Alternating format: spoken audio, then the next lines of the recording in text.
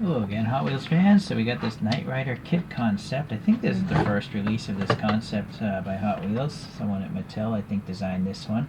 It says 185 at 250. This is 2022 if you haven't looked at the date of this video. And let's take a look here.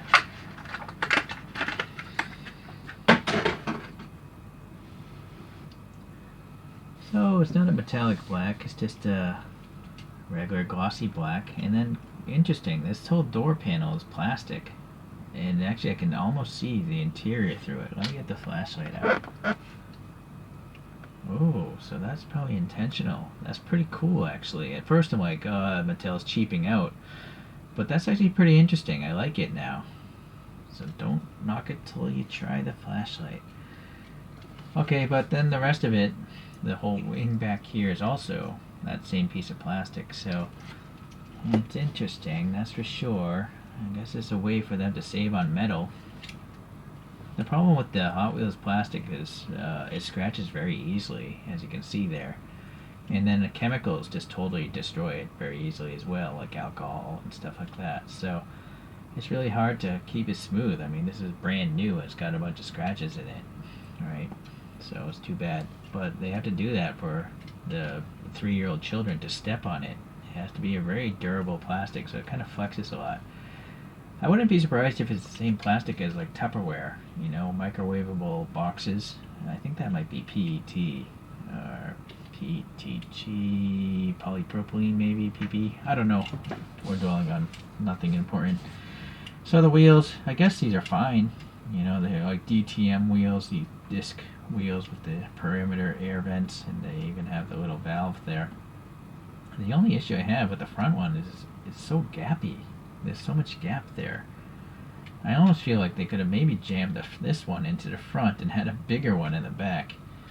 It's just, I don't know, unless this kit was supposed to go off-roading, it just doesn't look very good.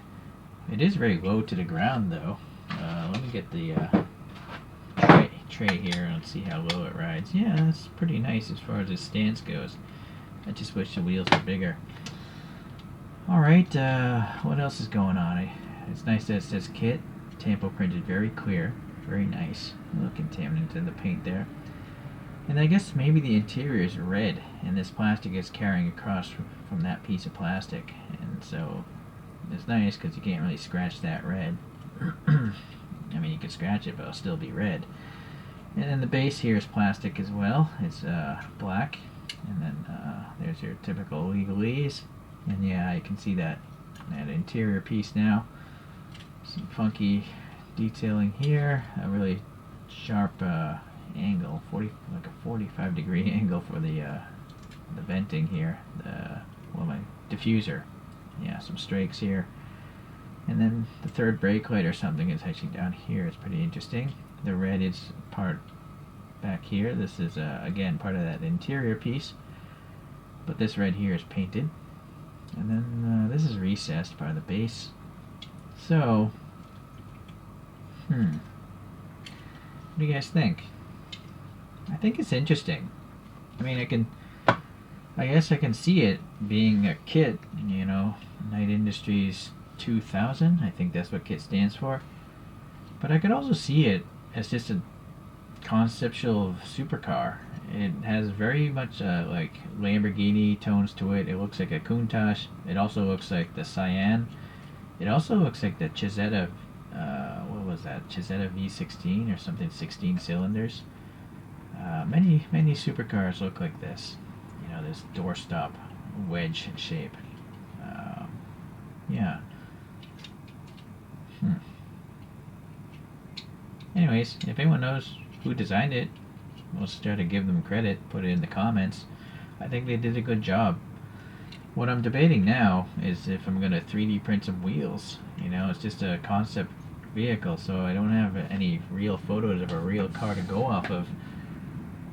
But then again, I also dislike this gappiness. The problem with this gappiness I see in the rear is look how close the tire is here.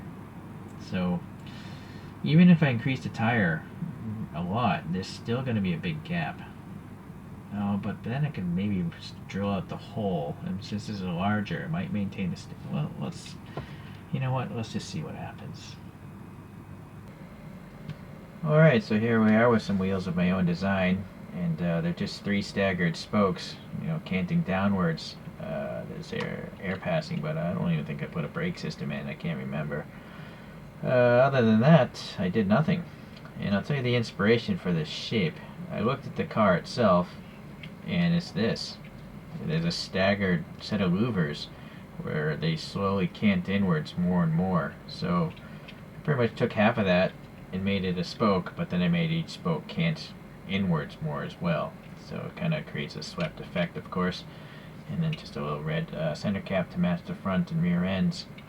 And that's it. I upsized the rear wheel to fill in that gap as well as I could. Alright, so it's an interesting one for sure. And it turns out after searching, there's a whole lot of KITT concepts out there. So I couldn't pull up all of them, but here's some. I'm not a fan of that one, but I give him credit because that's a real world car, I think. That looks like a Mustang that someone modified. This is just digital art. It's more like looks like a Blade Runner car. But for me, I think this one's really nice. It looks like a Corvette. This is clearly a Camaro hack. This is literally drawn in Photoshop. And this is a BMW M1. But my well, actually, I'll do the last two favorites last, because I still have to show off the other 2 KITT cars. Here's the car from Hot Wheels, and here's a good old KITT from Hot Wheels. So size-wise, you can see this one's quite a bit wider.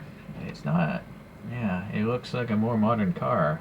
I guess, you know, as cars get newer, they tend to get bigger to fit in more safety and electronics and all that stuff. So I can definitely see, you know, the inspiration, the family tie and all that stuff. Yeah, so, alright, now let's go to the 2 images I found. So I don't know if there's actually intentions to make a Knight Rider movie, but these 2 say Knight Rider movies, and I don't know if that's any truth to it, but I really like both of them. This looks like a hypercar of some sort that actually exists today. I forget what it's called though. It's not the Lycan. Maybe it has some Lycan inspiration in the front. And that thing's just wacky and out there. But it reminds me of some old cars as well. Anyways, so back to the actual Mattel toy here. So very cool. It's interesting. I like Knight Rider. Who doesn't like Knight Rider? You know, if you look at if you watch the old TV shows, they have a bit of a cheesiness with David Hasselhoff, but as a kid, they were awesome. So, alright, thanks for watching, guys. I'll see you in the next 3D printed video.